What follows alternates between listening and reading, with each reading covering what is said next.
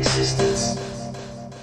Hello, everyone, and welcome to the Radiant Black podcast. This is a podcast focused on Radiant Black and all things Massiverse. Radiant Black, of course, by Kyle Higgins, Marcelo Costa, Becca Carey, and Michael Basuto.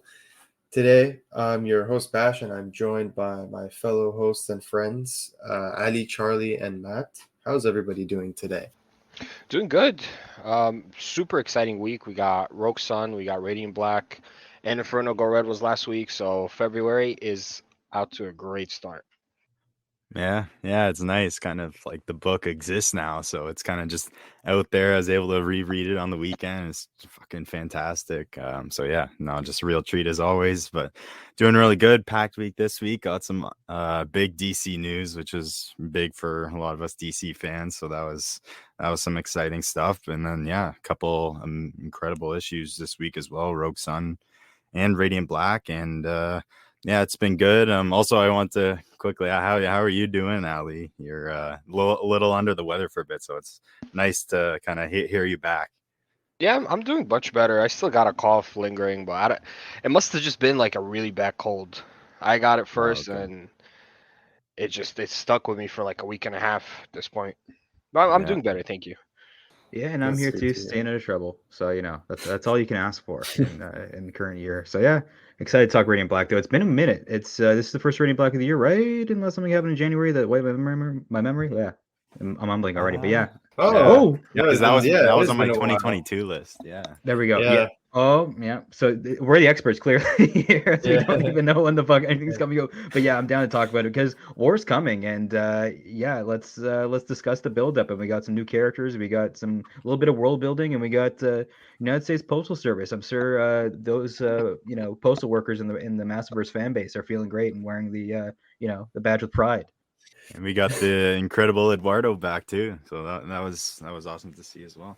Nice dynamic duo here, Marcelo and Eduardo working together. It almost like encapsulates the cover in that sense. We got the two Radiants and the two Radiant artists working on the book, so that's cool. Yeah. Nice to see Raul Angulo come back and do colors. He's done colors for a couple of other issues, so that's always a welcome addition. Becca Carey, of course, is the extraordinary letterer working on pretty much, I think, all the Massiverse books. So there you go. I don't know how she has time to do that and work on a bunch of other DC books and a bunch of other indie books, all of which are great. Go check them out. We got cover A, like we mentioned, by the incredible Federico Sabatini. You know him, you love him.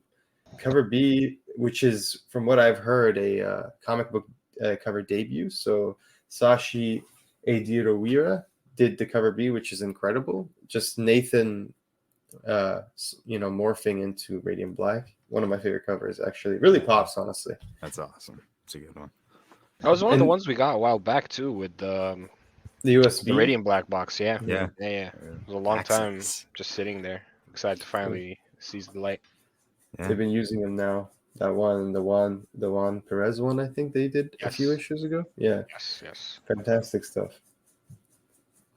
Yeah, they'll open the issue in Arlington, Virginia. Clearly some sort of intelligence agency from the looks of it. We've got formal office workers, and someone's looking up the footage from last issue of the robot destroying Wisconsin, just crawling out of the ocean. We see someone make a phone call. So it seems like an intelligence agent or something like that. And we're back in Lockport. Really good to see the guys together. We get the familiar scene of them, walking down the streets of Lockport, just chilling.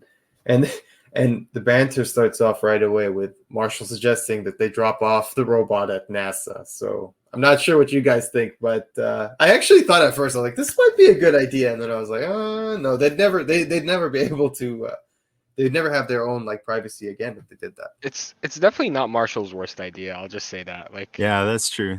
I don't know. Honestly, I still don't hate the idea, and I think NASA could get involved later on. I don't know, but yeah, you could just have one of them wear the Radiant the whole time, bring over the technology, and say, hey, what have you guys ever found a trace of this or whatever? I don't know, but yeah, no, we got another involvement of another group that we'll talk about later on, which is kind of interesting. But this issue is really like a return to form and kind of more ways than one. Like last issue, we had kind of all the Radiants come together again, but this one was really just Nathan and Marshall, like exclusively, which was kind of nice. And yeah, and then we get the miraculous return of Mills and Peters, which is really fun to see as well. They don't even like give him the courtesy of coming out of the car. Like it's the biggest, like, you know what I mean? No, they've been waiting to just like meet up with these guys again and just give them shit. Like, yeah, no, they've been waiting for this moment. But no, it was good to see them come back for sure. Seeing Nathan and Marshall walk down the street at night, it definitely it's reminiscent of the first issue for me. And like all they're missing is the alcohol and the Radiance and the train tracks, really. But I like that. Also, why not Area 51? Is that still a thing? I mean, it feels like that's the place. Yeah. You get shot down though. You'd really need like a Facebook event to really plan to go there, right? Like a gathering. Remember we did that. Remember how stupid people are, including myself included. I didn't go, but like, yeah, that happened. Anyways, yeah, I like them walking down, and like the NASA talk is nice. Mills and Peters was a surprise, but geez, like honestly, I would just run over Marshall and talk to Nathan at this point because he's so rude to these cops that have done really nothing to them, but like kind of save their asses. Realistically, like, would you rather like I don't know, like he didn't even offer them a bath bomb with that burn, man. Like honestly, yeah. No, but I just want to say, like the lettering though by Becca Carey there. Do you guys notice like it's like whoop whoop? You know, the car pulling up. I really like how it's in red and blue. I think that's a really nice touch. Just wanted to point that out. There was something similar she did with I forgot what issue exactly, but the one where he was fighting Excel, I think so. No, I don't remember, but the Doppler when she used the lights to like, or the sound from the lights to hold down really Marshall after he got beat up. Remember what I'm talking about? Yeah. Like really, just like just kind of playing with all the letters and stuff. No, she's just really good with just kind of making those onomatopoeias really stand out for sure. But yeah, no, I really liked how Mills and Peters too, like actually came in, like they had like they're important characters, like they know really, like they're the only people who know the identity of Radiant Black. So yeah, they're the connection kind of to the government who's looking for help right now from these guys. So I thought that was really cool, like just kind of Marshall's pressing his luck being a dick, and like they know his identity and they're keeping it secret too. Like they're kind of doing him a favor and he's pushing his luck here. Yeah, it's like it's kind of like Dead Lucky Vibes or like Maria, how you have kind of cops that are working against a system that might not be the best way of going about things, and how just people knowing each other and knowing like, hey, if I tell you, like the higher ups are going to fuck you up. Granted, I don't think things are going to get as hot and heavy between these four. Bibiana was like, I'll just slip into the DMs, you know, instead. Hot girl cop or hot cop or whatever she is in BB's phone, but yeah. I don't know what Marshall would call Officer Mills and Peters in his phone. That they're not exchanging numbers though, so we won't have to worry. No, it is like I do like what Charlie said. I appreciate that they're bringing back these characters. We've always joked about them, but we really do like them. I like that they like. I like that it's specifically them. I like this whole interaction. I appreciate it, but I do like that Marshall's just being Marshall. Like there it is. There's the blackmail. You can just like hear Will Friedel's voice in now. Like, you know what I mean? It's just. Oh, there's a lot of that. Like Marshall's not the negotiator. Nathan's the calm, cool. He's the good cop. Marshall is the bad cop. You know what I mean? Like in the situation. So there's a lot of times where it's a good Radiant, bad Radiant, sir. Yeah, exactly. Or we got Spider Cop. Why not Radiant Cop? But that'd be 2 Green Lantern. DC would be bringing down the lawsuit hammer for sure. But yeah, no, I really enjoy showing the difference, and I love the way that this series is balancing. Like we don't know in the suit whether it's Marshall or Nathan when they go and do these individual outings and stuff like that. So it's kind of nice, and it makes Radiant Black like more of a mantle that you don't know who's going to hold it, and it kind of the power grab between those two, and those two using the power together and how that's divvied up. I think that really adds a really cool flavor to the best friend dynamic and stuff like that, and it's been cool to explore it throughout these last few issues. Yeah, and I just want to say, like, the only, like, speaking of Green Lantern, if we don't get, like, if we ever do get a crossover, like, of Image and DC again, I want to be the first meeting ever of, like, Image and DC, like, again, to be just Radiant Black, like, flying through the cosmos, and then just seeing fucking, like, Mogo all of a sudden. Just like, really briefly, just, like, seeing Mogo for, like, a second, he's gone. That would be, like, the best brief cameo ever. Or Marshall's flying with Orson, and then Atrocitus and Dexter interfere, and then you got the ultimate smackdown. That's. I'm just kidding. I don't know. We're fanficking now, but yeah.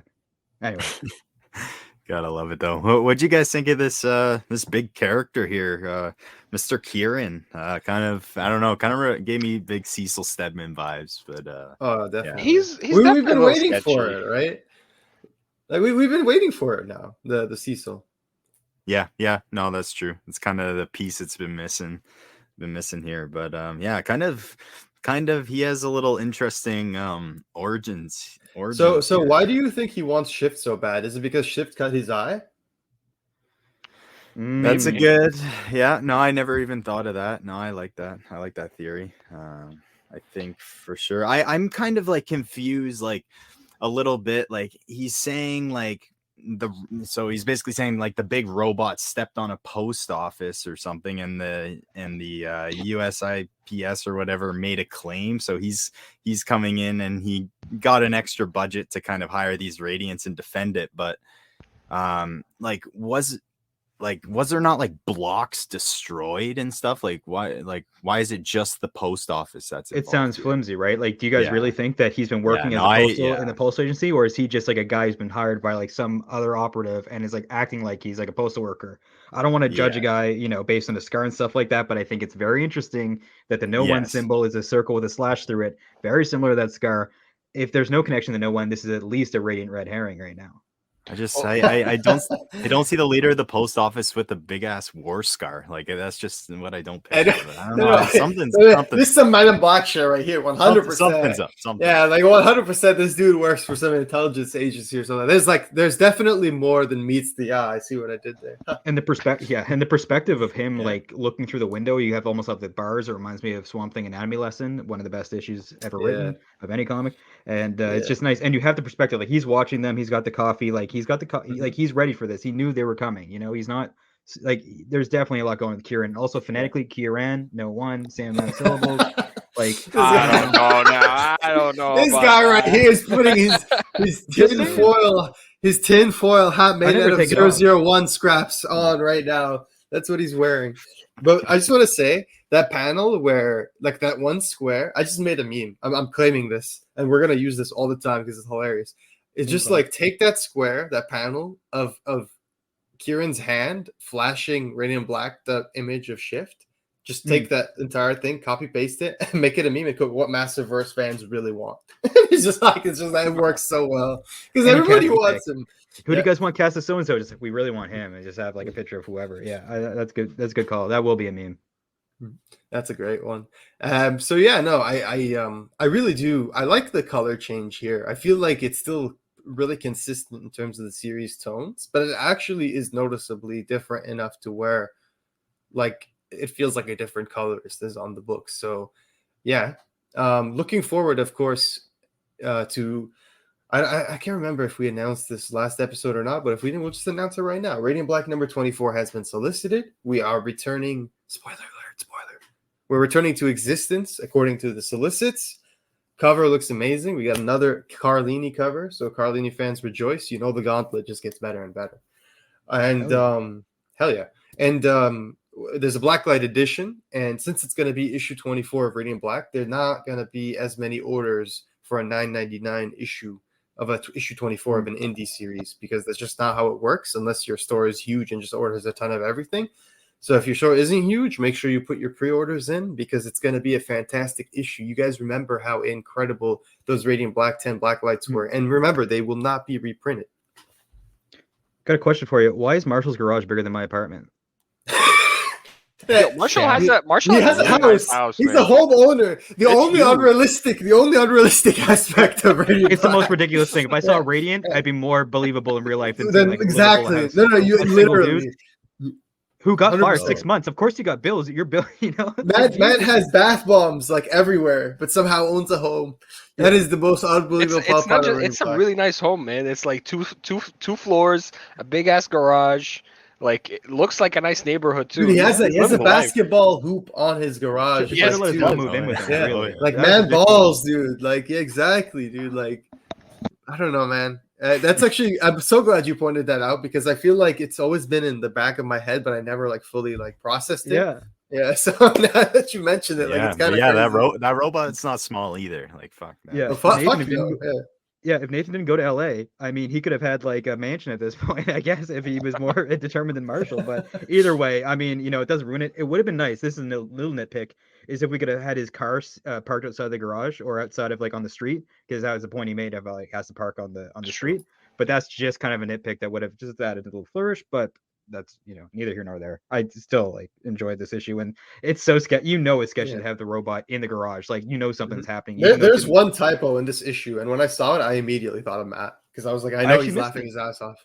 It's I missed it. probably. It's like probably instead of probably, I think. Or was it a DC issue? I can't remember, but I'll remember if we stumble upon it. But it was the typo in a comic I recently read. I hope if it's not this on it. It's bad enough when I give like editors shit to their face, or like after we did an interview with like I'll be like, oh, by the way, you're like pride and joy. I noticed on page 37, panel 6, like and it's just I feel bad, but like if I was writing like no man, Michael, everyone knows, everybody who is like genuinely into the massive verse or keeps up like with everything genuinely knows that Michael is a machine. He's incredible. He's really good at what he does. We all appreciate and love Michael. And honestly, I'm genuinely impressed with Michael. Like I look, he's everywhere. He's everywhere. He's like, he answers Reddit questions, he answers Discord questions, he answers Twitter questions. He's just like, he really is Mr. Massiverse. Like he really is. Yeah. He's everywhere. Like truly, he might be the robot, like in secret. That might be it. Doesn't want to be a celebrity, puts out bomb ass books, and becomes one of the best editors I've ever seen. Like, geez, that seems like you're going against.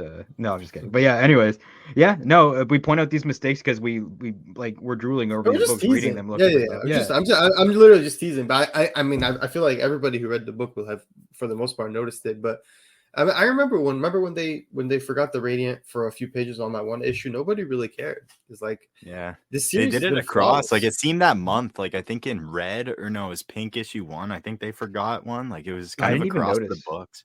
The issue without the symbol, I literally didn't even notice. You weren't even the only one, man. Like it's like when people say, when people are like, "Hey, did you see Phoenix at the end of X-Men 2?" I'm like, "No, I've seen the movie like 10 times. I don't see it in the water. I don't."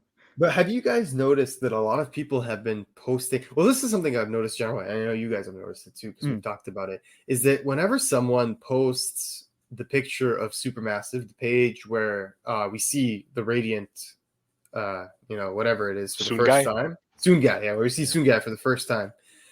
Everybody I feel like everybody's memory lapses for a second there because I've seen a lot of people like who've read Supermassive be like, "Oh, I don't remember that," and I'm just like.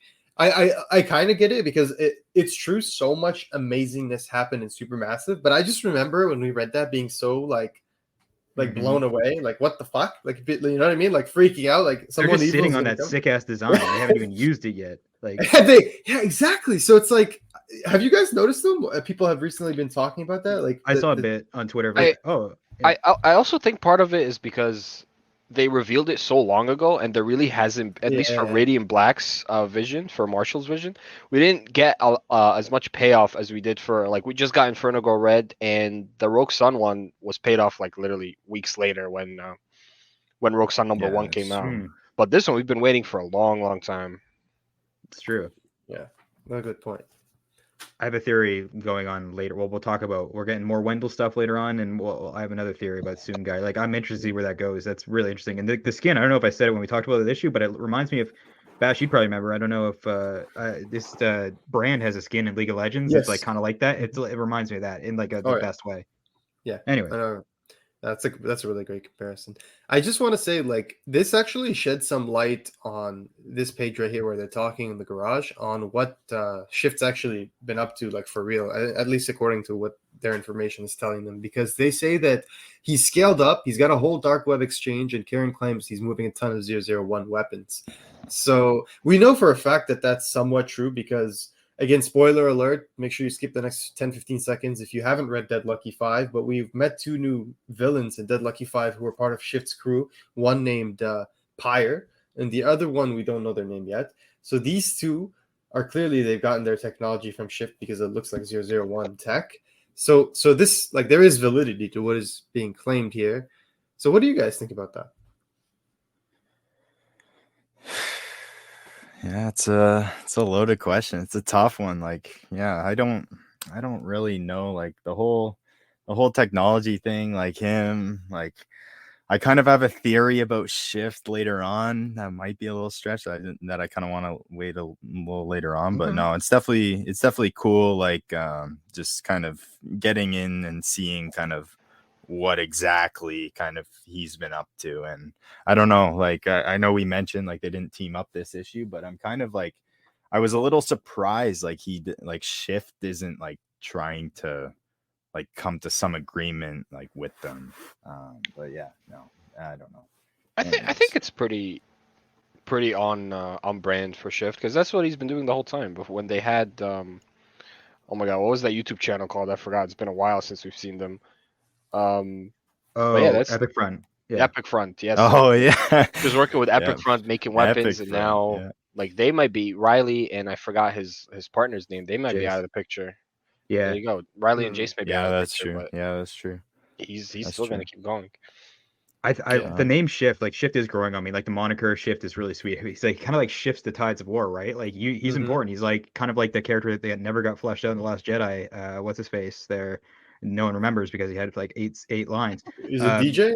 Yes, Or- Benicio yeah. del Toro, the slicer there. Oh, He yeah. was it yeah, either way, he was dope as hell. But also like there is that kind of stuff of people that benefit from war. It's like, hey, you guys gonna make arms? Well, we'll sell them to both sides, you know, or people, it's like whatever benefits me, I don't give a shit about either side. I want to make sure that I'm comfortable. And that's why Shift works so well as a villain. And also in this upcoming war, do you want him hoarding this tech, or do you want him telling you, you know, everything you can find out about it? We'll find out. Yeah. Yep. Yeah, no, that's a Great good point. point.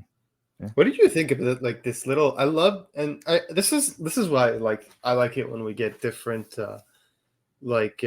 colorists or artists occasionally for different issues, because we get cool things like this that the other artist doesn't normally do in that style, or just something cool in general. And I like this page a lot where Marshall tells Nathan to get the Radiant ready just in case because someone's knocking on the garage door. I really like the way of the Radiant, just the whole like interaction of him activating it. I feel like it's a little bit different than what we're used to with Yeah. the transform. You know what I mean? Yeah. So Yeah, there was that colors a few times, like even like when he was flying away later in that issue, that kind of reminded me of that. Like, yeah, no, there's something a little different to it, but yeah, no, that was, and it was cool too. Like this was interesting seeing the Radiant kind of mess up again. And I know we kind of talked about this little prior, but like we were kind of wondering if this is kind of an emotion thing, because later on, like we've seen it kind of mess up a few times, but we see it here mess up for Nathan too. Just kind of like, and he might be a little stressed out wanting to put it on. I don't know if that would cause it to stop, but I'm starting to think it's kind of like a sharing thing, maybe starting to I think affect so it too. along those lines. I think It doesn't you're look right. like they're meant to be shared, and they've been switching it between them like all the time now. Every fight they do is just switch. So. It's not a Twix bar. No, it's definitely not. Yeah. I like this element, and I gotta call Kyle. Well done for no erectile dysfunction joke. You feel like this is Spider-Man 2. We're ready. We're just teeing up the bat for those, but no, there was none. And I do like this element of like, I think it might come down to uncertainty or like shock, because Nathan doesn't know what's on the other side of the door, and it's a little like uncertainty or maybe surprise. I don't know if it's surprise because they've been in a lot of rough conflicts, but later when it happens in the issue, there's another thing that divides his attention and he can't focus. So I feel like that would be an issue. And I do like what you guys are saying about the Radiant not being meant to be shared. Like they might choose a different host. Like the Radiant might have, the Radiant might prefer Nathan or Marshall, because Marshall's Like kind a of symbiote that's is true. what you're That's saying? true. Like a symbiote, kind of like a relationship with the Yeah. wielder. And in the theories Discord channel, I forget who said it. Might have been Riley Man. I don't want to give credit to anyone that didn't say it, but I feel like it was Riley Man was talking about how because it bonded with Nathan first, right? It might be a closer attachment. Yeah. So who Yeah. knows? Yeah, Yeah, that's a no, good that's point. true. It might be He's like kind of just glitching. using. He was kind of maybe just using Marshall as like a kind of just a fill over until Nathan gets out of existence. Maybe kind of. Yeah, I don't know. True. It's a good point.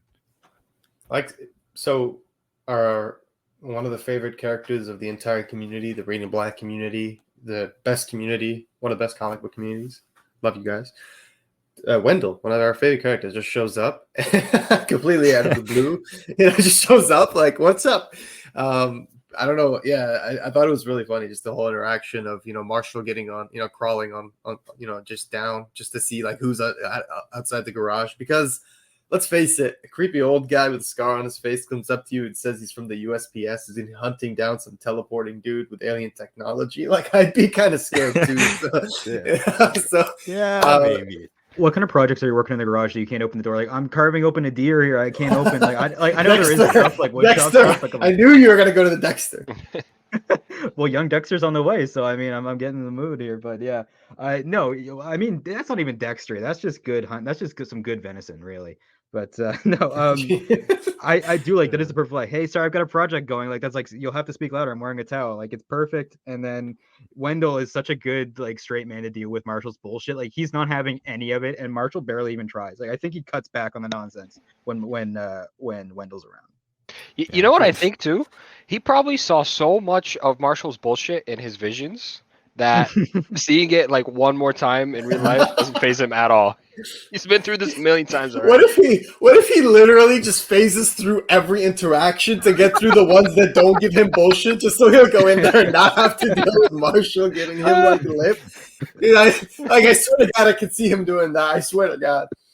It's funny, we joke, but Marshall literally could be the biggest problem here if we do think that Soon Guy does end up being Marshall, because it seems like Marshall's at least not supposed to be carrying the Radiant right now, or be dead at this point for the better of humanity. So you can see how it is a lot to deal with. This wisecracking guy is like, yeah, I'm just trying to like, you probably shouldn't be here right now. Like, who even knows this? The time, like, we do say that there's been like a bit of growing pains in this era, but I can't say that the dynamics haven't been really interesting, and the layers of this era and that what they've added to the series as a whole haven't been like really fascinating and really interesting. Yeah, it is an interesting ultimatum. Like, what a way to build up the Catalyst War for Wendell just to show up, our resident, just like a seer, and just straight up to tell them that, look, you gotta like do what Kieran says, otherwise the war is gonna happen. Like, this is what it takes, and they're just like shocked. And I just want to say that look on that page where he's like telling them you're right to be concerned, and like the beings who the Radiants come from are going to be coming, and they just look shocked. That's literally an insert you guys don't know what this book is yet moment, because it really is, right? Like that's literally what's happening. So yeah, I thought that was funny. I was always wondering, is Kyle more Marshall or Nathan? But really he's been Wendell the whole time. It's true. But you guys realize that's the like issue 1 solicit basically there. Like that's what they're addressing. So it's been like 21 issues, and we're finally about to get, and I don't mean this in like a bad way, like it's been built up beautifully, and we're finally about to get a peek maybe, or a tease, or a crumb at these celestial beings, or God knows cosmic beings. I don't know what they are. Very exciting. Yeah, and I love it. We end up seeing what Wendell's doing later on, but I love he just freaking like when he pulls up, he just like wheels in his freaking giant ass toolbox. It's not a big toolbox, but I know we make the jokes about how like ripped he is all the time, but man, those things are heavy. Like he had to put that in his car by himself and stuff. Like I don't know if he used the help from the Radiant, but man, that's I thought he was at first. I thouut he was bringing in Marshall's compost bin, but we know Marshall doesn't let anything green go to waste. So I mean, yeah. I just want to say, like, you guys know that scene in one of the X-Men movies with Quicksilver, where like he puts on the thing, runs around the kitchen. There's like the opera music and everything. Yeah. I could totally see like a scene of Wendell just doing that, because he knows what everything's about to happen. So it's just him like dodging bullets, moving out of things, like just at the right time. You know what I mean? Like with the perfect music. You can totally see him do something like that. In the Marvel Animal Universe, is he Quacksilver? Is he a duck in that, or is he not involved? Like, I feel like, anyway, that should be happening. It's probably because we're streaming on StreamYard and I'm staring at a duck and the watermark in the corner. So yeah, I don't know. I got ducks on the brain. Yeah, that's fair. That's fair. That's fair. But yeah, no, I do like that. I do. It is funny. Any callback to the Quicksilver in those X-Men movies, always fun. Best part. Yeah. So it's really interesting because he says, "I didn't just come talk to you," and that's where we get the ominous like skip, because we're obviously they're going to recap what's happened as they're flying.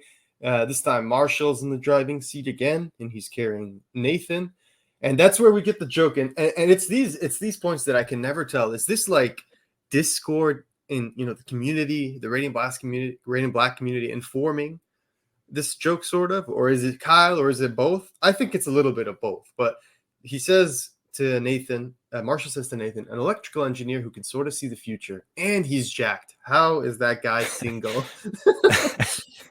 No, that was good. And yeah, we could see, but like, I don't know, like as we've got a little more insight, but I think we can tell, like, I think like with the way the guy's mind's at, like I don't know if he'd be able to sustain a relationship kind of thing. Like you just freaking always see in the future. I don't know if you guys seen the trailer of the Flash like TV show, but like it came out and they show like Barry kind of, he has like a calendar that kind of shows the future, and he can tell, like he tells Iris when she's having a baby, and he just starts like predicting the future, and that's just what I picture kind of Wendell like. Honey, So I no, saw the that would future. be kind of a mess. Honey, I saw the future, and if you don't let me watch the playoffs, the world ends tomorrow. You have to. Very much could use that to his advantage.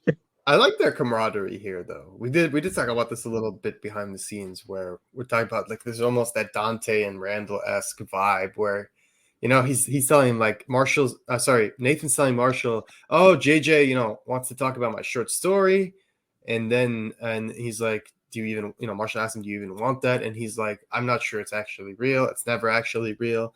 And Marshall hits him with a, don't worry, now that she's banging Braden, I'm sure she'll come through for you. And that's when Nathan tells him he's an asshole. So very Dante and Randall-esque exchange there. Love it. Very funny stuff. And we love this kind of camaraderie between the two. So yeah, I love this interaction, because I think I read it a couple different ways, right? Where, you know, he's talking about the short story, it's never actually real, like his career and stuff like that. Yep. But also there's the element for me of like, that's his one connection to JJ and like the romantic story, and of like, you know, he'd love to move to LA and stuff like that and be with her on some level if it would work, if he could get the story going. And I think it's also if that could work, that love connection could work, because he says like it's never actually real. That can apply to a lot of stuff, and it can show how his attention's divided, because he brings up JJ and then the power short circuit shortly after, right? So when you're deeply in love, or relationships end, not even like in a bad way, but in just like a way, it's like this could work if like there was a couple tweaks, or the dreaded timing doesn't line up. Like it's almost worse than a bad breakup, because like at least that's over, that person's terrible for him. It's like that person's kind of like great for me. It's just we're both trying to live our lives, and like I got powers and she's trying to work in LA, both difficult jobs. So, you know, it's stuff like that, how it's like I can tell, like I bet that Nathan sees her as like his future wife if all things go well. But right now, you know, and then your best friend's bringing up the Braden thing as you're trying to fly through space, and there's no way Nathan's not freezing his ass like completely off that high in the air with just like, what, I don't care if it's a Canada Goose jacket, you're cold. I would have liked to see the scarf come back from issue, what was it, 3 or 4, where we had the radiant scarf moment. That was nice. But yeah, just a lot of love stuff, and I don't think that's off of Nathan's brain. I think that's definitely influencing how he could be losing the powers. Great point. Definitely. I agree. Like, I think there's a lot there to what you said, and that was eloquently put. And it's also just funny to see the pure like shock in Marshall's face. Very well illustrated by, I think it's Eduardo in that moment, or is it both Marcelo? I honestly, they didn't specify. Yeah. Usually they It's hard to specify tell. like, which It pages. is hard to Yeah, tell. I think it's Eduardo there. I think Eduardo drew that. But yeah, so just like, you know, the power phased out and they're falling. Shitty time to malfunction for the Radiant. Nathan manages to get it to work last second, carries them, or just, you know, rescues them both. They're freaking out, obviously, up in the sky. And this is, I feel like if you've ever lived in the States, or if you've lived in those particular states, then you know. But they make a joke here, and then they say, I really don't want to die on I-55. So I thought that was really funny. They fly a little bit higher. I thought that was really clever, so that if they ever do drop again, they'll have some like leeway. It's honestly a little bit morbid to think about that, but I thought that was clever. I find it really funny that, you know, earlier we're talking about like an intelligence agency who is supposedly, like, we don't know if they're an intelligence agency, but supposedly, and they're claiming to be the USPS. Here we've got a diner. It's literally just called Courtesy Diner, and I love that. Not shady at all, or not shifty at all, I should say. Yeah, no, it was definitely a good meetup spot for them, and this was just such an awesome confrontation too. And I think definitely the right choice to send Nathan in there. I don't think sending Marshall in there would have really got you anywhere. Nathan needs to be the official spokesperson for Radiant Black. I don't think there's any He's the PR. He can't let Marshall tweet without him present. He has to be there to oversee all tweets because he's like the PR. No, I can see that. Yeah, exactly. He's definitely the human relations and stuff like that, and definitely doing that kind of stuff. You're right. It's a good place for Nathan to be, because he knows how to, you know, not make a complete ass of himself, which is very important for these high stakes. You know, if this goes really bad with Shift, like really, really bad, then like you have no hope. But at least you know, like they're at least talking about more. They're getting information from each other at the very least, even if it ends up kind of similar to how it has before. Like Shift isn't an idiot. Like they're playing with that tech. Obviously, they figure some stuff out, and Shift is really important. And I don't know what his memory issues are, but I don't hope that's on a hard drive. It's really ominous too. The way it gave me the same vibes, but in a almost different, similar but different vibes to when like XL walked into, or when he walked into that bar with XL that first time. Do you guys remember like how scary Yeah. that was? Yeah, This is that similar was- but in a different way, because it's like there's innocent to civilians like here. Like XL actually like cleared everyone out, but Nathan is going here as Nathan. So like this is even more tense. You know what I mean? It's like going in undercover almost. Yeah, and So, Shift spent as much time as these guys have with the Radiance almost, because he knows what Red's up to. He knows about Pink, and dead lucky they haven't even met BB yet. But hey, I presume, right? That's a bit of a spoiler, but like he's on the cover for 5. Like I feel like that's not a huge spoiler to say that Shift has been making his way around a few issues. I don't know. I don't know. If you guys are like hardcore enough to listen to the podcast, I imagine you read Dead Lucky 5. If not, super apologize. But if you went to the stands, you saw a guy on the cover. But yeah, also I like it was clever the way they did the eavesdrop where Marshall was outside and Nathan presumably had a phone in his pocket, and so Marshall could overhear the entire conversation. So that way you have two minds thinking at once while this is going down, instead of one person kind of like relaying the information afterwards, getting a secondhand retelling of events. This is way better, and you have two people thinking. So they're using their skills of there being two of them. The power is pretty smart here. Yeah, this conversation too, like it was super tense. Like, yeah, just love the tension the whole time. And then really like this whole thing just like kind of flips to and leads to the reveal. Kind of like we see the first kind of small but amazing looking front shot of our Soon guy. What'd you guys think of that? That kind of made me think, like, is that really Marshall? Because if this is in the 001 files, how would that be Marshall? Yeah, That's the first thing that came to my mind. That's a good point. That kind of destroys a bunch of theories. Yeah, no, you're right. Unless it's like a spirit that can, like, but other than that, yeah. Mhm. So I kind of had a couple thoughts of this. Like, I just want to, go ahead. No, you go ahead. You actually have better thoughts than I do probably on this right now. So I just want to say, like, I just wanted to ask you before. I guess you should say your thoughts. Is that like, does that look green or blue, or what does that look like to you guys? The color It's of him?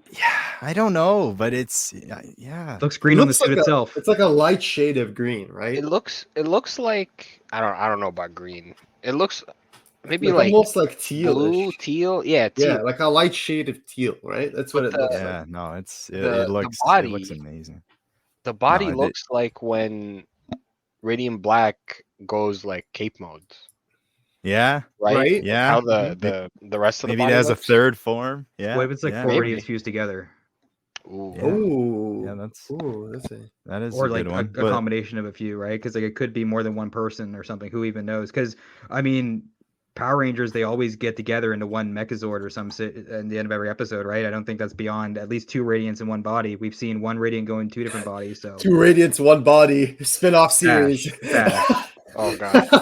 I just what? if you guys what? don't know what Mash is Those referencing, already there'll be a link derailing. in the show notes. Don't worry.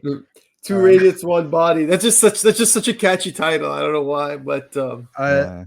Yeah, I just quickly wanted to point out, like I thought it was interesting, like kind of like I had two thoughts, like how did he get this file? First of all, like, yeah, it was in 001's, like either this happened somewhere else or 001 is from the future. Like from the future and kind of like came and is trying to save this earth. or it's a conquest. It's a campaign from like that happened months ago, far wait, away. If you guys zoom in really close, you can see like different colors. Like there's kind of yellows, but it could be the fire, like the fire embers. So like that part, I don't want to like say. I see a little bit of red, yeah. Yeah, red in his Yeah. cape almost. And then if you look at his right hand, there's like some orangish glow there. It looks a little bit distorted too, kind of Yeah, like yeah. how 001 used to do. Yep. So yeah, like it's interesting, like zooming in, but it could just be the thing as well. Like It looks like they're standing too. At first, I thought they were in space, but it looks like the robots are standing on the ground. Yeah, so I this is agree. like on like the burning, like Yeah. This is like Sephiroth shit right here with the burning village. All we need is a cloud stripe to stare at. But yeah, You're right. Shit like this is why I get so engaged with entertainment, like speculating about little images, little crumbs, and that's why this series has got the fan base that it has, the passionate fan base, looking at stuff like this, and it just looks. I just want to imagine when we get like an issue with that character. Honestly, in some pages. it could be Radiant Green. Like I would believe it because, like I said, if you zoom in really close, like the chest looks green, like a Green Lantern. Like, do you know what I mean? And then the loincloth has like shades of red, of green lines going through them, and the boots look kind of green. I'll show you an image, like if I can. I'll show you an image on the Discord right now. Here, look at the chat. It's like, do you guys see that, or is it just me? Am I like, is I zoomed in like really hard? Like it's, what you mean? yeah, Yeah, like his chest has like hues of green. Like, you know what I mean? Like the chest plate itself, like it has like hues of green underneath the radiant. So like, but it could be all of. I don't know. Like your guess is as good as mine, but just who knows zooming in is interesting. what other info guys got, right? Like when you have this, you have hard proof of what's only been in their visions. Who knows? Obviously, they're getting into like the CPUs or whatever memory core some of these robots have, and they understand the weapons. Like Shift is incredibly important in this story. Like he's been around, but like he's crucial. And actually, now this kind of this page, like this might be a little stretch, but like the hair there, like if you think like 001, he got this image from the future from 001 ship. Like if you see Guy's hair right now, like it does, like you add a ponytail on there. I don't know. Yeah, turn him gray somehow and add a scratch across the face. That could be 001 from the future, kind of coming back and kind of trying to save the day. He does. I've always thought about that because he does kind of have a similar like aesthetic to 001. It's the same hair. Yeah, pretty much the same hair. Like, yeah, or maybe like 001 is his, like, I don't know, like his brother or sibling. I don't know. I don't know, man. Well, that's the other thing, right? We don't know anything about Marshall. We know he has a mom. We don't know his last name. Like I feel like that's there's the biggest question. That's So what you're saying is we don't know what this book is yet. No. Well, I said off air, Shift could be Marshall's brother for all we know. Realistically, like we don't know where Marshall's dad is. Marshall's dad could be friggin' Marcus Bell for all we know. Like we don't know. It probably isn't Marcus Bell, but I don't know. I mean, both are assholes. I don't know. Who knows? I like how, like, I really want to commend Kyle for the writing here, but also Marcelo and Eduardo for the art. I think the escalation in the conversation, the dialogue was so well handled, not only in terms of the dialogue itself, but in terms of also the actions leading up to the confrontation. Like you could really see things begin to escalate, almost like on the edge of my seat as I was reading each of these panels, because you could see the faces distort, the emotions slowly start to solidify. Like you could see the rift between them grow. And then, you know what I mean? The pointing. Once Shift pointed, I was like, it's on. That's like, yeah, it's on. Like shit's gonna go down. And then he put the damn knife, and I was like, holy shit, this guy does not fuck around. Like he's like already thinking about chopping limbs. But I want to say that was intense. Yeah. Dude, like, dude, look at his face. Like, he looks really evil there. And whoever, you said he looked like Jimmy Moss. He does kind of look like Jimmy Moss. Maybe it's just like an evil bastard aesthetic. But I want to say two things. Him transforming midair, really cool. You just know that in a movie, that scene would look perfection. But also, the comic was fantastic. And the other thing I want to say is it's really hard to make a fight like this more compelling in terms of like having already seen it 2 or 3 times and knowing what the outcome is. But I think the way Kyle wrote this and the way this fight was handled was one of the best I've seen in the entire series, because it was fantastically well thought out. The stakes were there. The stakes were there. And Shift shows you how capable he is on his own. Even without his like gang, this dude is not one to be fucked with. He's extremely capable. He's extremely quick on his feet. And he'll go there. He'll make the lethal decisions that Marshall and Nathan won't. And that's why he's a threat. Yep. Yeah. And kind of, still that theory's on my mind, but I still see like they 001 and Shift very identical costumes and powers, and except he has the double sword. Maybe he upgraded, got a second sword, and that kind of upgraded him. But no, who knows? But no, this was an awesome fight for sure. I think a lot of it looks like Eduardo, but yeah, I'm not sure who did these pages, but yeah, no, it looks awesome. The teamwork was really cool. Do you guys think Shift was like trying to threaten them and engage this attack because Nathan like said because like he knows that this so-called USPS sent them to get him, so he's trying to get like trapped for a purpose? Or do you think he actually just like wants the Radiant for himself? Like, what do you guys Honestly, think? I hadn't even thought about that until you just brought it up, and now I'm thinking like with how resourceful this dude is, it's tough because he looked genuinely shocked when Nathan walked in, like at least like based on the illustration, like he looked genuinely shocked there. But Yeah. also like yeah, he is very crafty motherfucker, and I question like if he really like wanted to, he could have just teleported out of there. So like why didn't he leave? You know what I mean? So it's like Pride, ego. Bit of a charge tangling with these guys too. As well. I think he's too smart for that, honestly. I think the only reason he wouldn't have left is if he really genuinely thought that he could have killed one of them. He likes fucking with their heads too, killing them too, of course, but also he loves messing with people like Satomi, and he loves. Oh yeah. He's like the king of the like villain monologue as he's fighting, or like even before he fights. But Like, I still can't tell if he knows more than he's letting on, because it seems like he's divulged what he does know, but I feel like there's more to it. I feel like he knows a little bit more, that like very specific key truths that he's omitting, or key details. Sorry. That actually makes a lot of sense, because now that makes me think when the 001 papers were leaked, I don't think everything was leaked, because if everything was leaked, people would have access to that image he showed Nathan, right? I'm assuming just the Nathan headline and grabbing Marshall. stuff.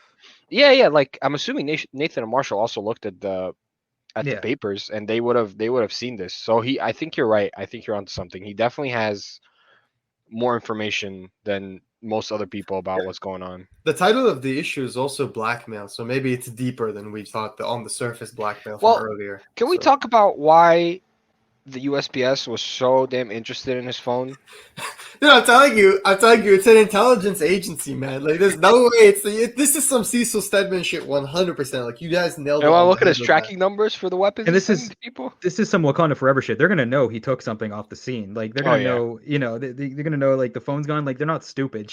What human has left the house with their phone? Yeah. That We, has we, a we phone. had the You're not white gonna- room in Invincible, right? The white room, like Yes. with the. Yeah. So, what do you guys think we're gonna get for the headquarters here? Micro existence? Are they just gonna have their own like little pocket of existence they're gonna be able to Yeah. go to? That would Time be play room that would where be time stays freaking- still. Yeah. No, I don't know. Yeah.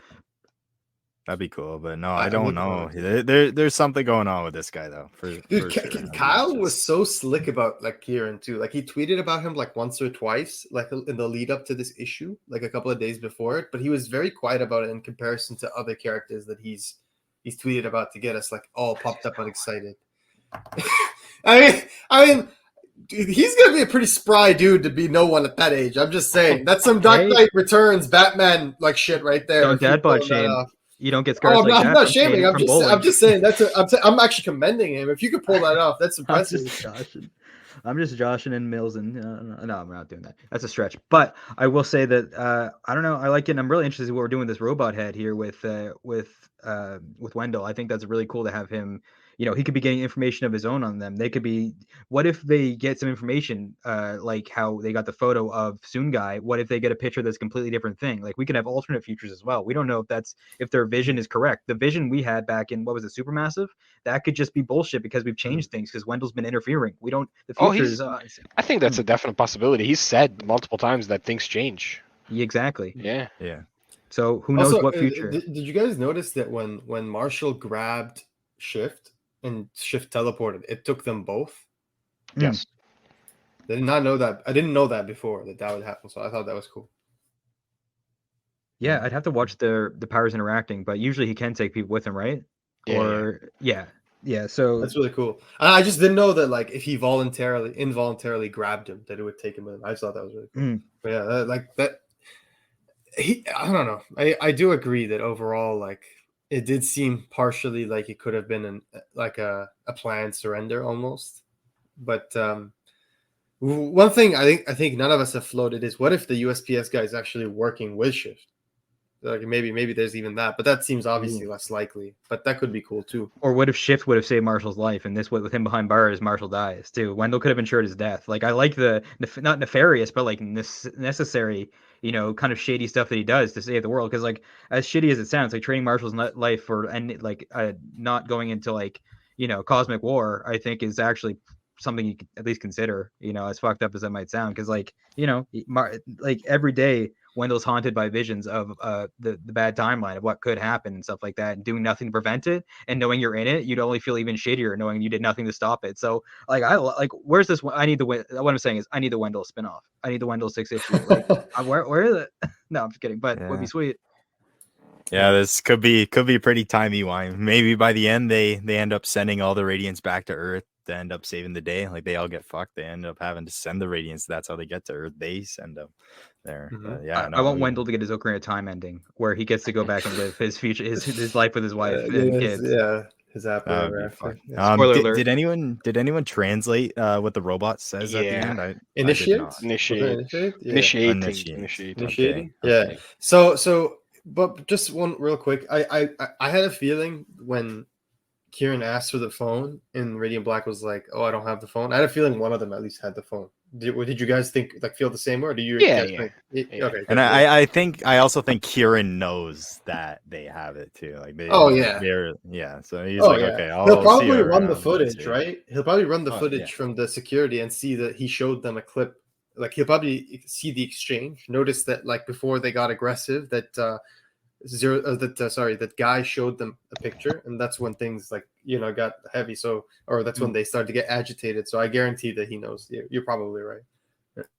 Password's cool for his phone. It's just phone 1248. Like every number doubles, so it's almost like a black hole expanding exponentially. I kind of like that. It's probably not intentional, but that's a nice little Easter egg for someone that reads too much into things. That's right. I can make 4 numbers into Radiant Black. I just want to say, like, Wendell is. I know Wendell is like smart as fuck, but since when does he know how to program like extraterrestrial robots? This dude is like sitting there putting together. Like, I guess his power must give him like certain, knowledge, access to certain knowledge. Yeah, because he can just like literally hook the entire machine up. He does it like he does it all, gets it set up, and then he literally does the thing like you said, where he could guess the password. He does all the possibilities. I love that they showcase his powers like that, at least like once an issue whenever he's involved. But the ending, man, like what a cliffhanger, like what a way to end this issue. First of all, I want to ask you a couple of questions to all you guys before we conclude this episode. The first one is, we've obviously seen the cover for Radiant Black number 22. We've seen that it's in LA. And we've seen right there at the bottom, it says next LA. What do you guys think? Like, why do we have to suddenly go to LA when we got so much happening in this issue? And we've even had the 2 characters say that they're not going to go to LA. So plus shit's going down in San Diego too, and Dead Lucky. Like California is popping off right now. So I'm kind of hoping. I don't think there's time to run into BB, but it would be cool. But yeah, what do you guys think about going to LA next week? Why is it only Nathan on the cover as well? He seemed pretty set. Like I feel like Nathan did seem pretty set in his ways. Maybe he is. What is the last time like we kind of we heard Nathan and what's her name, like his ex-girlfriend kind of have the talk, like what did they end off with, like what's the last conversation they had? Didn't they just say like that he wasn't, like it was like the same thing as before where he didn't want to move and she didn't want to move, so they just like she just went back to work, right? Isn't that what happened? Yeah, I think you're right. Went to work on a movie with Braden or something, and that's the last we heard of her. Yeah, no, that's true. I was gonna say, maybe he's going to just kind of close things off, but no, that's quite a hike to be doing that. But yeah, who knows? But he can fly over there, so it won't take too long. But yeah, no, it's interesting too, and because Wendell also says like, going to LA doesn't affect the timeline in any way. You can read the phone on the trip, like you can go. So yeah, I don't know kind of what that means. I don't know if it'll be interesting to see if Marshall goes with him or kind of what's going on.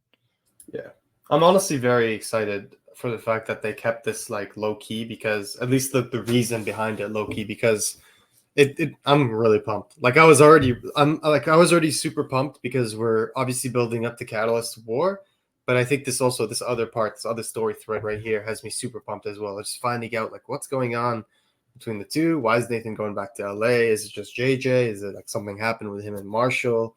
My Is it theory, Orson? I Yeah. think what happened is they both went, but Marshall is going to go and find the. He's going on the celebrity tours to find the house of the beloved writer of Cal, and he's going to go meet Kyle Oh Higgins. my That's what I think he's God. going to do. Oh my God! You thought the I would Dark actually, King crossover? yeah, I would be fun. I would love that. I'm not even fucking with it. I would love that. Like, if That they would did be that, really I would love funny. that. It'd be like it'd be like Kate's in crossover, except like a little less self-indulgent. A little less. But yeah, no, I'd be down for that. I think it'd be funny, but I don't think that's what he's doing. I don't know. Marshall might not go. Like Marshall might stay behind. He's got to pay rent. He's got bills. He's got a whole house to take care of by himself. So that's a lot of responsibility. Yeah, good point. A quick shout out to Igor Monti, who did the gorgeous 125 incentive variant for this issue. It's the one with the shift and just big shift head, and Radiant Black is in his like hands, tiny, gorgeous cover. You've seen I us love use that. it in the you've seen us It's use like a it celestial holding him. no, that's exactly what it reminds me of, honestly. And we've put it in our video where we spotlighted Igor Monti. If you haven't checked that out, we did a new segment, Massiveverse Creator Spotlight, where we spotlight different creators and talk about their techniques, contributions, and we did the first one on the incredible Igor Monti. I assume colors to him are like actors on like a Kubrick movie. It's like, use me however you need me. Like, you know what you're doing. Like his colors. I mean, we've said we're not over. Kind of cut out there at the end, Matt. No worries. Anyways, we'll just edit that out. Anyways, keep going. No, you're good. What did you? I guess you're the kind of the podcast. I don't know, the Marshall School of Business person here, the big fan, number one fan. So what do you think of this one? I actually loved it. I thought it was. I think it was. I had famously had a lot to say on the last one, but I thought it was great. I mean, we saw the Ice Cream Man had his due a couple years ago. Now it's time for the Milkman to step into the spotlight and really show just what they do. And I love it. I love it whenever you do real estate on the carton. Like it like what makes a great school of business. I think it's a ridiculous premise with really good stingers and really good like a good punch at the end. Like it's almost like reading like a Garfield comic because they're short and you're just trying to get like a comedy premise going, like a Sunday strip. But no, I can't even like it was so great with like helps the glue like why is it room temperature helps the glue cold like the glue hold. So it's like this is ridiculous and the idea like hinders the product I'm even trying to sell on top. It's just I love it. It has to be like the perfect shitty idea like Nathan for you. Anyways. You know what? I think personally I don't know how it's possible, but I'm gonna. I somehow, some way, got to figure out how to push. We got to get Matt to write one of these Marshall School of Business one day, man. That would be. Well, you don't have to push me to write it. To get one published is another story. But yeah. But man, fuck, like I don't know, just number one fan here, like man. I think we're more likely to get a little itty bitty mixtape than that. But either way, it's all good. He's got the ideas. I'm sure you got a ton of ideas. I have one. One day you never know. Put that shit. Will that shit into existence? Literally. Fuck yeah. We'll see. We'll see. We'll wheaten that shit into existence. We'll see what happens. I'll do the behind the scenes show, and eventually, who knows? Maybe. Just take a bath with your Radiant and say it 3 times before you put it in, and I'm sure it'll happen. As long as I don't say Beetlejuice. The bath bomb is what I meant. No, but I do agree with Matt. I thought this was a great Marshall School of Business. Really liked it. Daniel Kibblesmith's really interesting to see him do Marshall School of Business. Welcome addition. Danilo Bereth, we've seen him do variants for Radiant Black before, so welcome back. And then Becca Carey, of course, she's everywhere in the Massiveverse. Honestly, I'd be surprised if there was a Massiveverse book and it wasn't lettered by Becca Carey at this point. Has there been one? I don't think there has been. I think they're all Becca, right? Isn't no? Actually, I think you're right. I think they might all be Becca. Yeah, so I think so. Yeah. Yeah, is BC Comics coming at you? No, Hassan Otzman El How is doing no one. Oh, okay. Yeah. Yeah, so far it's only been Becca. Yeah, so far I think it's only been Becca. Yeah. So is this a cameo or first appearance of a Itty Bitty? Because he's on the it's just a picture of him. I mean, that's a good question. It is a good question because it ties in because Bash has been doing the on the Twitter account. He's been tweeting out. He went through all the Massiveverse books and put out the first appearance. Like most, usually have to purchase these in stories. He's kind of tips on first appearances and cameos and that. But Bash did a great job on Twitter on the Radiant Black Pod Twitter at Radiant Black Pod. You can see that. I don't know who did the photoshopping. Ali, was that you? No, that was all him. He did it all. Yeah. Bravo. Thanks. Yeah, so check it out. A good way to collect the series. A lot of people have questions about when does this happen, or if you just like want certain issues for certain characters, you can go get it. I just want to say in advance, Supermassive #1. It's probably like the second most important book in the entire Massiverse in terms of first appearances, because it has like 3 big first appearances, like Dead Lucky, Rogue Sun, and Inferno Gold Red. So get that, because those characters are amazing. And I just want to say real quick, and real quick, because we do have to end here. I have a meeting coming very soon, but Massiverse is very creator oriented, in the sense that yes, it's a universe that is shared, and we'll do a YouTube video on this because I feel like it'll help newer readers. It's a shared universe, but everybody has their respective domain, their sandbox. So yeah, I mean, sorry, their domain, but they're all sharing the same sandbox. So you've got Dead Lucky in San Francisco, you've got Radiant Black in Chicago, right? Yeah, and they're all sharing custody of Shift. Yeah. Who goes to see his parents on the weekend and all that. Shift is the one that shifts around, exactly. But everyone is in their own place, and you'll eventually see a crossover or something in terms of maybe a character goes here or something like that. But you never need to read any one book to understand the other. Like Rogue Sun, Dead Lucky, Radiant Black, you can literally pick up any of them and just read them without reading the other. And I think that's the most important thing about the It's crucial. Massiverse.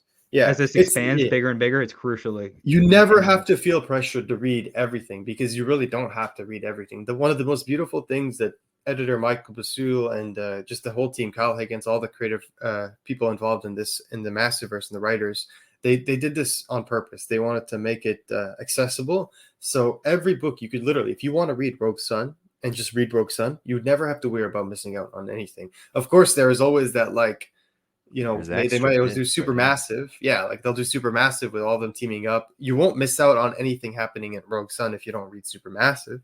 But it's always cool to see those characters team up if you want something more. But I do want to say, I highly recommend all the Massiverse books so far, in particular Rogue Sun and Dead Lucky. And I've seen a lot of people kind of say like Dead Lucky has been the one that's like suffered the most so far because it's slower. But we've stressed this before, and I've particularly stressed this before because I've seen the merit and importance and significance of it. I just use the same word twice differently.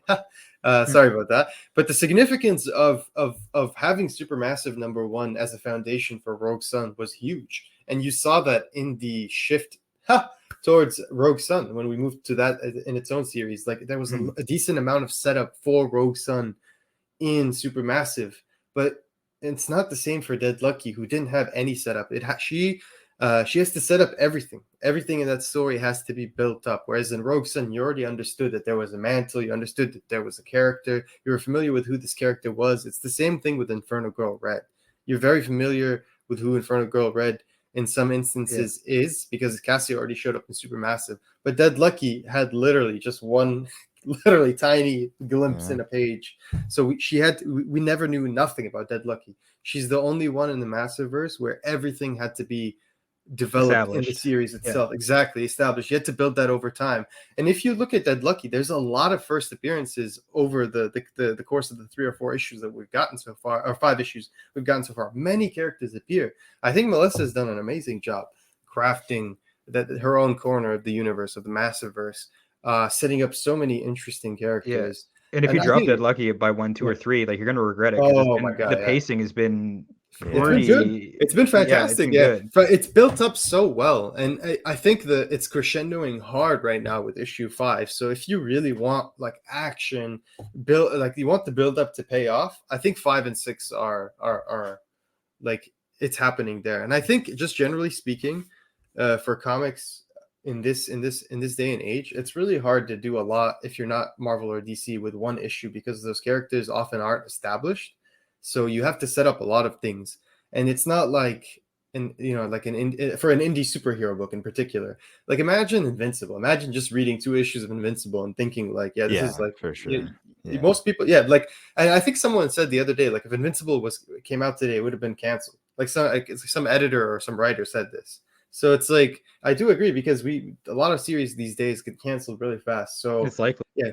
Give them an arc, you know what I mean? If you really don't feel it, of course you don't have to read it. But if you've been reading like Dead Lucky or Radiant Black and you just didn't like issue 1 or 2, but you felt like, maybe there's something there, give it a chance. Give it like 6 issues, 5 issues. I remember a lot of people saying they didn't like issue of Radiant Black issue 3, but by the time 4 or 5 came out, it completely changed the entire scope and everything in the series for them. And it got so much better. And people even dropped Radiant Black and then came back to it at that point. So Three yeah, does feel like a homework issue, but when you do most homework, you're better for it. You know, like three, I think is a love letter to writers. I think if you're a writer, you'll love it. But I love 3, but I'm not a writer, but I love 3 still. I'm biased in that regard too, but it is like I can see it when you're looking for like, oh my god, I wonder what Marcel's gonna draw, and then you see like big scripts and stuff like that. I can see it kind of be like a, oh fuck, but no, it's like really good, and I'm glad we did, especially with what happened in 4. So yeah, we're not gonna revisit that, but yeah, anyway. Yeah.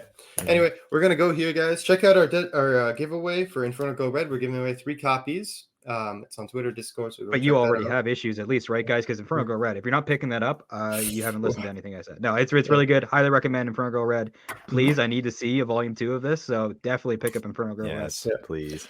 And thanks to everyone for joining us. One of the best communities in comic books out there. And just want to give a quick shout out to our patrons. Thank you so much for supporting us, Patrick, Joe J, and Noah. Noah, I'm gonna get that Reading Pink variant, which I just finally got shipped to me, out to you tomorrow. You should get it probably next week.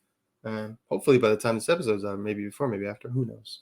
Anyway, thank you everyone so much for joining us today. We'll see you next time in LA. Stay radiant.